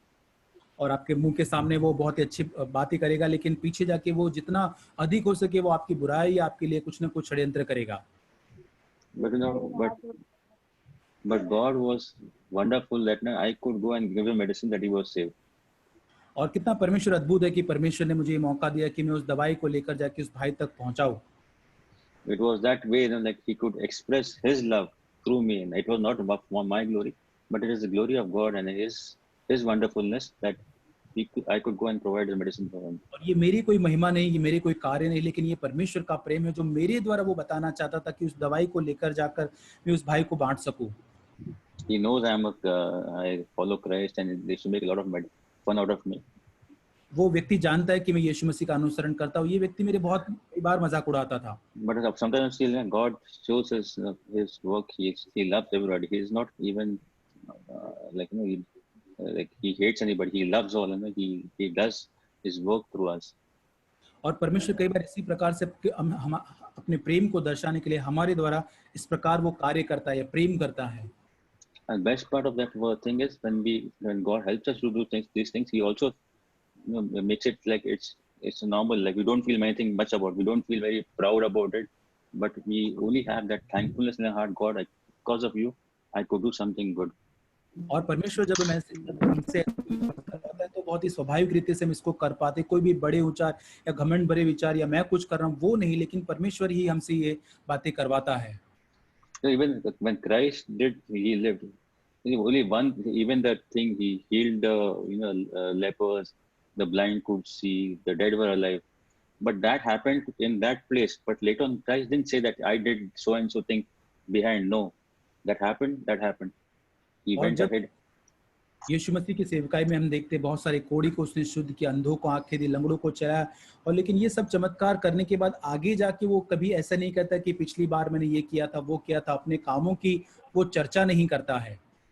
But he has only one thing, that the Father has given his life to do the will of his, what he has planned for me, and I have to complete that in my life. और यही वो हमेशा यत्न करता है, कहता है कि जो परमेश्वर ने मुझे जो दिया है और उस इच्छा को, उस योजना को मुझे इस धरती पर पूरा करना है। So may God also help us to be like it's like quality of Christ. Like God, you have sent me here. You have made me. You have sent me this. Let your will be done in my life, not my what I'm planning. Do certain things, do that. But no, Lord, I want your will to be done in my life. और उसी प्रकार हम भी परमेश्वर के सामने इसी प्रकार कहे कि प्रभु मेरी मर्जी नहीं लेकिन हर रीति से प्रभु तेरी मर्जी मेरे जीवन में पूरी हो जाए. Thank God. May God really complete His work in our lives. Amen. प्रभु को धन्यवाद और परमेश्वर सच में अपने कार्य को हमारे जीवन में पूरा करे. आमीन. I thank God for the wonderful time He has given and wonderful message which I could hear. मैं परमेश्वर का धन्यवाद करता हूँ इस समय के लिए, अद्भुत एक अच्छा संदेश जो मैं आज सुन पाया उसके लिए प्रभु का धन्यवाद. What encouraged me for in which I was listening, just I want to share a bit of it. और जो आज मैं सुन रहा था, जो चीजें मुझे प्रोत्साहित की उनमें से मैं आपसे कुछ बांटना चाहता हूँ. I like to share from Romans chapter 8. Romans chapter 8 verse 28. Romeo उसका 8 अध्याय उसके 28 वचन से मैं आपके मध्य में बांटना चाहता हूँ. Brother, can you read? Yes, Romeo की पत्री उसका 8 उसका 28 वचन. हम जानते हैं कि जो लोग परमेश्वर से प्रेम रखते हैं उनके लिए सब बातें मिलकर भलाई ही को उत्पन्न करती हैं, अर्थात उन्हीं के लिए जो उसकी इच्छा के अनुसार बुलाए हुए हैं. Here we see that God causes all things to work together for good, and He has a purpose for us in this earth. और यहाँ पर हम देखते हैं कि परमेश्वर सब बातें मिलकर भलाई को उत्पन्न करता है. सब बातों के लिए परमेश्वर एक उद्देश्य को जरूर रखता है. And what is the purpose on this earth? और इस पृथ्वी पर क्या वो उद्देश्य है? Like we heard today, it is in 1 Peter chapter 3 verse 8.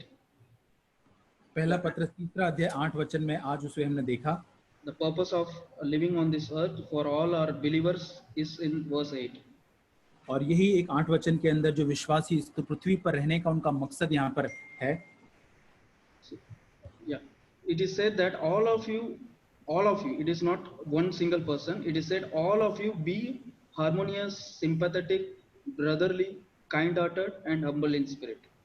और यहाँ पे लिखा है सब के सब एक मन, कृपामय और भाईचारे की प्रीति रखने वाले और करुणामय और नम्र बनो. So this is what the purpose of God keeping us in this earth. और यही उद्देश्य है परमेश्वर का हमको इस धरती पर रखने के लिए. We have to be harmonious, sympathetic, and brotherly and kindly to each and every one, whether it is unbeliever or not believer. चाहे वो विश्वासी हो या अविश्वासी, हमें सबके साथ एक मन का, कृपामय, भाईचारे की प्रीति रखने वाले, करुणामय, नम्र बनना है. This is what Jesus did when he was on this earth. और यही यीशु मसीह जब धरती पर था उसने यही किया. Never hated anyone. और उसने किसी से भी घृणा नहीं की. He shared his love and compassion to all of the people he mingled with. और जितने लोगों से यीशु मसीह मिला उनके साथ उसने अपना प्रेम, उस तरस, उस दया को उसने बांटा. Even he knew that people came to him for a purpose and for their own benefits. और वो यहाँ तक ये भी जानता कई सारे लोग अपने उद्देश्य और अपनी इच्छाओं के लिए, स्वार्थ की इच्छाओं के लिए वो यीशु के पास आते थे. We see that 10 lepers were cured, but only one came and thanked God. और हम देखते हैं कि जैसे 10 कोढ़ी शुद्ध हुए थे, चंगे हुए थे, लेकिन एक ही कोढ़ी उसको धन्यवाद करने के लिए वापस लौटता है. Jesus knew that these 9 people will not come back and one person will come, but still he cured all those people. यीशु जानता था इन कोढ़ियों में से एक ही कोढ़ी वापस आकर मुझे धन्यवाद देगा, लेकिन फिर भी उसने 10 कोढ़ियों को चंगा किया. So we can learn from Jesus that how we can pursue peace with all others. और यही यीशु मसीह से हम सीख सकते हैं कि हम कैसे हर लोगों से मेल मिलाप रख सकते हैं. It will be hard, but we have to try our best and ask God to give us that peace in our heart. और ये कठिन हो सकता है जरूर, लेकिन हम परमेश्वर से अनुग्रह मांगे कि हमारे हृदय में वो शांति को वो दे. Definitely Satan will pull us back and he will not let us to pursue peace with others. और जरूर शैतान हमको पीछे हटने की कोशिश करेगा. वो नहीं चाहेगा कि हम औरों के साथ मेल मिलाप के अंदर बने रहे. Just a very short one of the example of how Jesus shared his peace with others. I'll just like to share from Matthew chapter 12. और कैसे यीशु मसीह ने अपनी शांति औरों के साथ बांटी, उसका एक उदाहरण मैं मत्ती 12 अध्याय के साथ में आपसे The बांटना whole चाहता हूँ। the whole chapter sees about the Pharisees who are causing trouble to Jesus, and they were questioning Jesus on whatever he did. और यहाँ पर हम देखते हैं कि फरीसी जो लोग थे, यीशु मसीह ने इस पूरे अध्याय में जितने काम वो करा, चंगाई को उसने की, उन सब के पीछे वो यीशु मसीह को प्रश्न पूछते हैं। I will not read that. He just asked disciples were eating on the Sabbath. Then he was healing. He was healing a person who was one hand was cut off. So Jesus healed everyone. और यहाँ पर जैसे सबके दिन जो उसके शिष्यों से वो प्रश्न पूछता है कि वो क्यों काम करते हैं, या किसी को सबके दिन यीशु मसीह ने किसी को चंगाई दिया, उसके पीछे भी वो यीशु को प्रश्न पूछते हैं। And he healed also a person whose hand was cut off और on the जिसका Sabbath हाथ day. कटा हुआ था और वह सूखा हुआ था, उस व्यक्ति को भी यीशु मसीह ने चंगाई दिया सबके दिन। But the Pharisees did not left him alone, and they were questioning whether you can do this, that, and everything, every single question, so that they can pull up Jesus on a fault note. और यहाँ पर फरीसी जो है वो एक के बाद दूसरे प्रश्न उसको पूछते ही जा रहे थे, ताकि किसी न किसी चीज के अंदर उसको उसकी गलती पकड़ कर उसको वो उसकी गलती में उसको पकड़ सके। But we see Jesus how cool, how matured he answered each and everything with the word of God.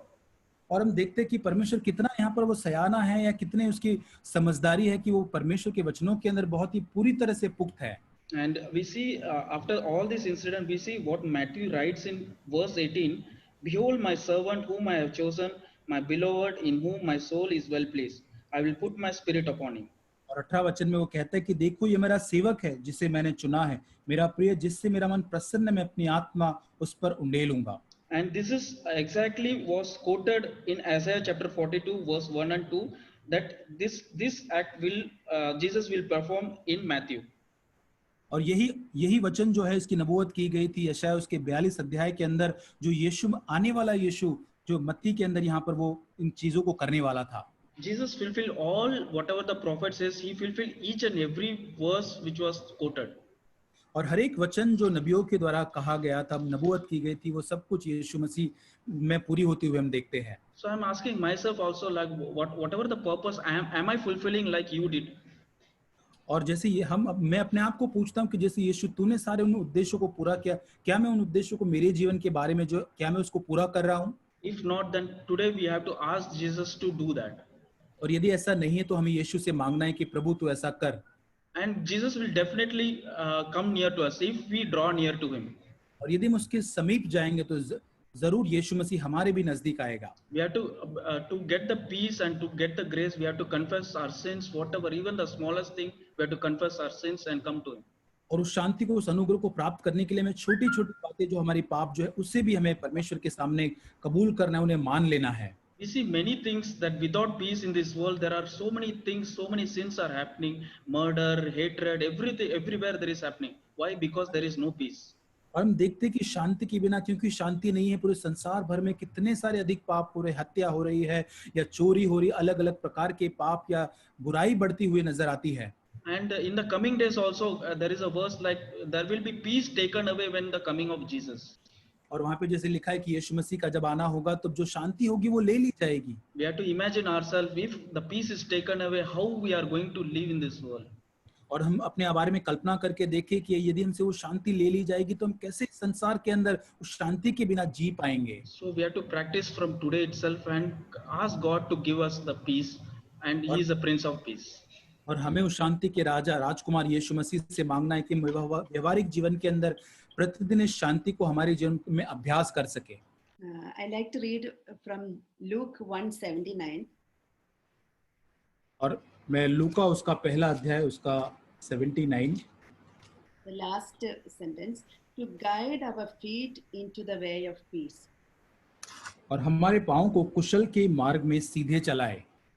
So, this is what God wants us to, when we follow Jesus, He wants to guide our feet into the way of peace. और यही जब हम परमेश्वर का अनुसरण करते, वो चाहता है कि वो हमारे पाँवों को कुशल के मार्ग में अगुवाई करके ले चले। He doesn't want me to follow any other way. और वो चाहता है कि मैं किसी और मार्ग के अंदर ना चलूं। only when He is guiding my feet only to the way of peace. और वो केवल मेरे पाँव को जो शांति के मार्ग में वो मेरी अगुवाई करे। We read from Psalm 37:37. और भजन संहिता 37 में हम इस प्रकार पढ़ते हैं, Look at those who are honest and good, for a wonderful future awaits those who love peace. और वहां पे लिखा है कि खरे मनुष्य पर दृष्टि कर और धर्मी को देख, क्योंकि मेल से रहने वाले पुरुष का अनंत फल अच्छा है। When I love peace, there is a wonderful future is waiting for me. और जब मैं शांति से प्रेम रखती हूँ तो मेरे लिए एक अद्भुत भविष्य बाट देख रहा है, वो मेरे आगे है। Such a future I will have when I love peace always. और जब मैं निरंतर शांति से प्रेम रखूंगी तो मेरे लिए यही भविष्य आगे होगा। In this Psalm, verse 4, Psalms 37:4, और भजन संहिता 37 की 4 में लिखा है, take delight in the Lord and He will give you your heart's desires. यहोवा को अपने सुख का मूल जान और वह तेरे मनोरथों को पूरा करेगा। When I am delighting in the Lord, when I am learning to delight, then God will give my heart's desires. और जब मैं परमेश्वर में आनंदित होने का प्रयास करूं, उसको सीखती हूं, उसमें मगन होने के लिए, तब वो मेरे मनोरथों को, मेरी इच्छाओं को वो मुझे देगा। So, there is my desires also will be different when I am delighting in the Lord. और जब मैं परमेश्वर में आनंदित होती हूँ तो मेरी इच्छाएं भी बहुत ही अलग होगी। This psalm, the security of those who trust God, some words I like to read. और जैसे कि हम परमेश्वर पर भरोसा रखते हैं, उनके लिए जो सुरक्षा इस भजन में लिखी गई है, उन वचनों को मैं पढ़ना चाहती हूँ। In 19, verse 19, they will not be disgraced in the hard times, even in famine they will have more than enough. और 19 वचन, विपत्ति के समय उनकी आशा न टूटेगी और न वे लज्जित होंगे, और अकाल के दिन में वे तृप्त रहेंगे।